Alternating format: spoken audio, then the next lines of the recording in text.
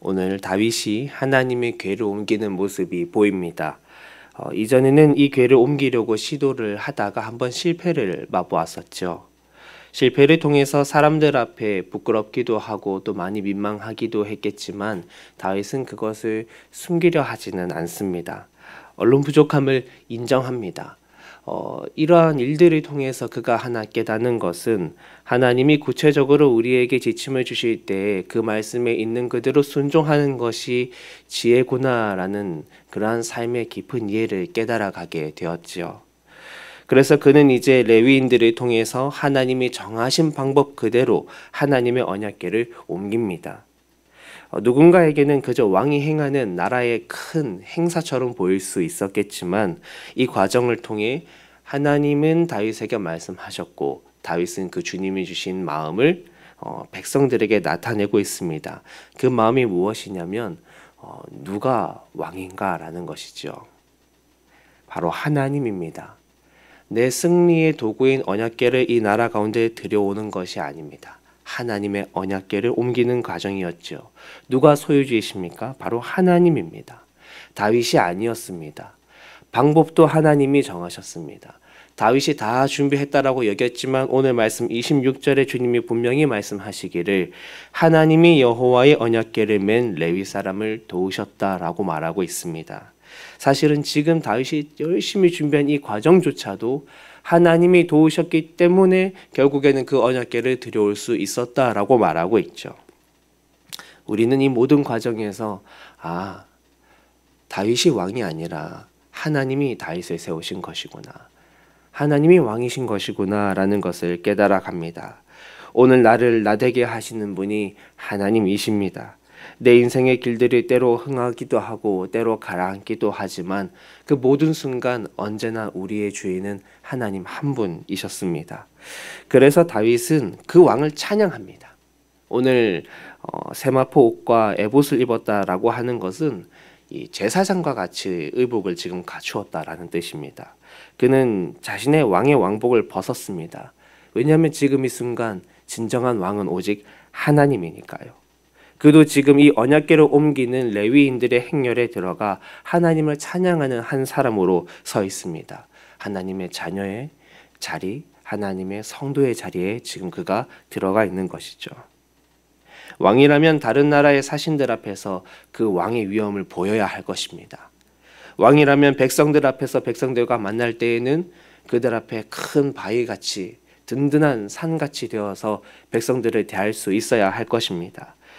하지만 자녀라면, 종이라면 다른 것이죠. 그는 찬양을 합니다. 그의 왕을 찬양하고 있습니다. 사무엘서로 가면 옷이 흘러내리는 줄도 모르고 찬양했다라고 하죠. 오늘도 춤추고 뛰놀았다고 얘기합니다. 정말 사람 눈치 안 봤던 것 같아요.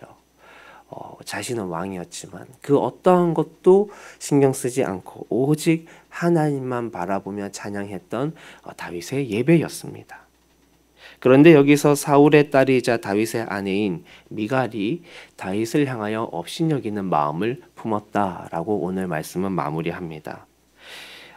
이 미갈은 왕인 다윗은 받아들이고 있었으나 하나님의 자녀로서 행하는 다윗의 모습은 다 이해하지 못했던 것 같습니다.